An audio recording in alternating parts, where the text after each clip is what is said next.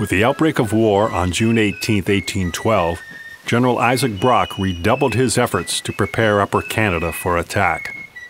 Recognizing the possibility of using his control of the lakes to capture Detroit and the Michigan Territory, in early August he prorogued the legislature in York and proceeded to Port Dover on Lake Erie. There he and 300 men embarked in a pitiful collection of boats for Amherstburg. The condition of the boats was such that during the voyage a number of landings were necessary to attempt repairs. Apparently one of these landings was near Point Pelee. Local lore has it that it was near the present site of the town of Wheatley, and at that landing Brock met Aboriginals, local settlers, and the Reverend Richard Preston. That encounter is reenacted here.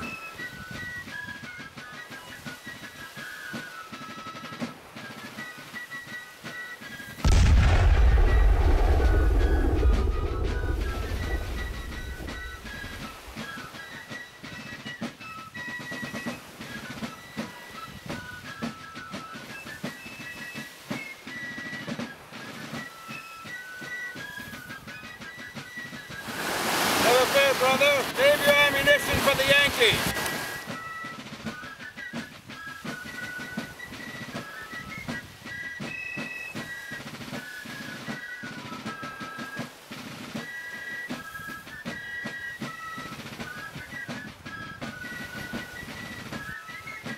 In Amherstburg, I'm afraid that Hull has moved his army and he is in Detroit now. He's in Detroit. That's good. Let the bear go back to his lair, and that's when we'll bait him properly. That's with the help of my brothers here as well. Yes, that's what the plan is. As Tecumseh and his warriors, are they present in Amherstburg in numbers? They have been following along, and they are in numbers. They are there waiting for your arrival, which I urge you to go as soon as possible. I know that your ships will need repairs, and perhaps some of my parish can help you with those repairs. That would be most excellent, sir. Yes, we do have to get down to Amherstburg, absolutely. Is this an appropriate spot to address this throng that is gathered here on the beach? It is. Come with me and we'll come under the shade tree. Very good. An excellent idea. Very good. Ladies and gentlemen, good loyal citizens of Upper Canada, I thank you, first of all, for giving us safe harbor here today. Our boats, as we make our way along the north shore of Erie, have taken on water, many of them, and I'm afraid we'll have to make quick repairs. But I am in a boat that seems to be all right. There are a few others. We're going to proceed on to Amherstburg. And we're here to tell you, and a good opportunity to do so, that I know many amongst you have already experienced what it feels like to be under the occupancy of a Yankee invasion army.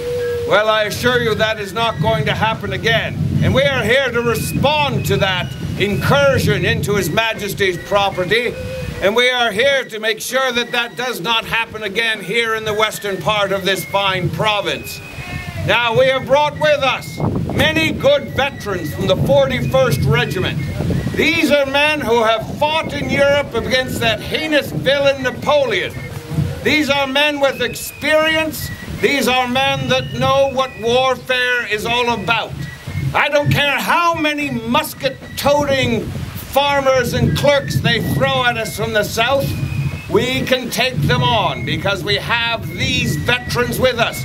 As well, we have many colonists, some amongst you here today, who have joined us in the militia. I thank those gentlemen who have shown the courage and dedication and commitment to His Majesty to come forward to be part of that protection of their land, their homes, and their businesses. Finally, we have our allies, my brothers who are here today, under the great war chief from the Shawnee tribe, Tecumseh.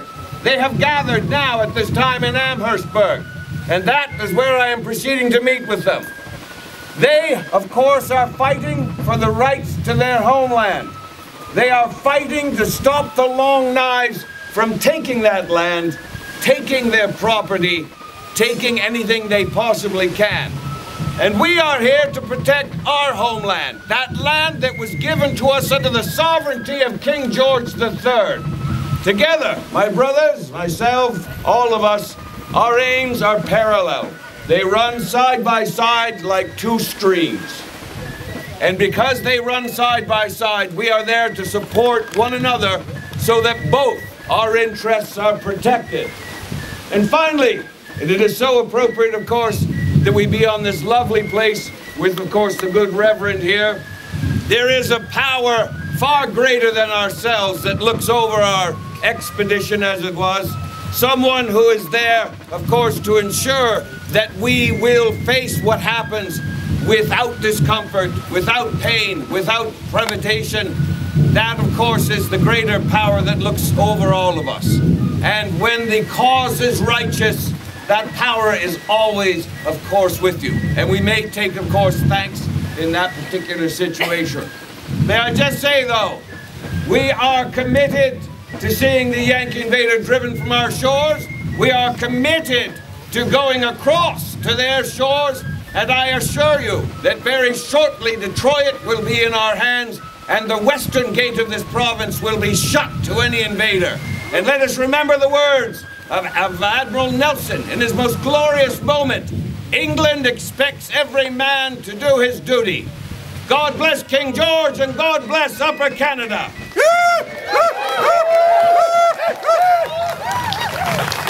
Now, Reverend, I think it may be very appropriate if you were to say a few words on our behalf. Dear God, please bless the men in the arms of England.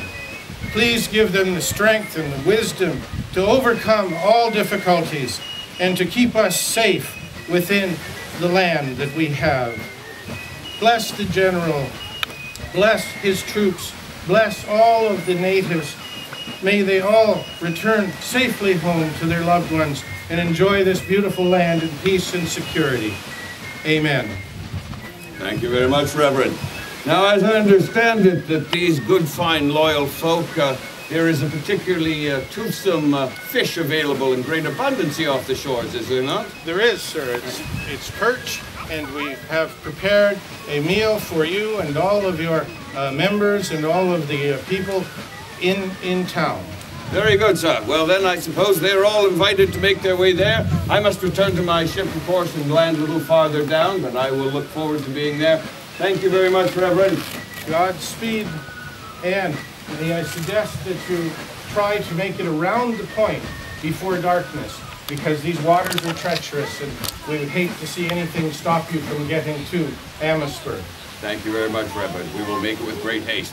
Ladies and gentlemen, be strong, be together. We will defeat this Yankee horde from the south. God bless you all. Come, my brother.